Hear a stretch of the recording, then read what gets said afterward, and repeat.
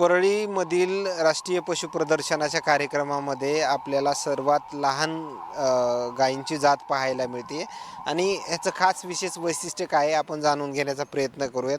पहिल्यांदा दादा कुठून आलात तुम्ही या प्रदर्शनामध्ये सहभागी होण्यासाठी? लातूर जिल्ह्यामधून आलेलो आहो आम्ही इथं.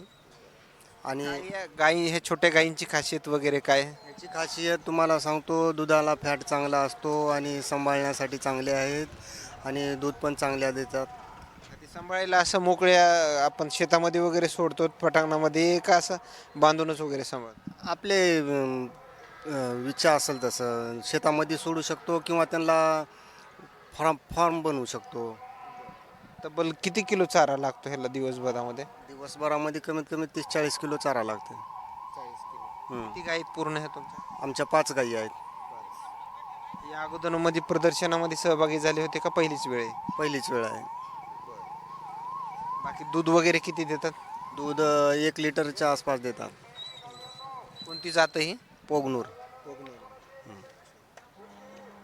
प्रत्येक एक दीड म्हणजे 2 टायमाचं 1.5 लिटर देते का एका टायमाला 1.5 लिटर? एक टायमाला 1 लिटर देते.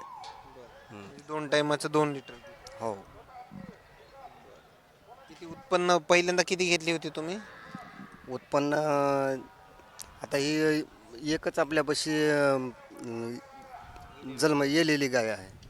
त्याच्यात तुम्ही 5 तयार केल्या. हां. त्याची किंमत वगैरे काय सांगता जर एखाद्या वेळेस शेतकऱ्याला एखाद्या घ्यायची म्हणलं? किंमत म्हणजे आमचे मालक जे आहेत ते मालक ठरवू शकतील.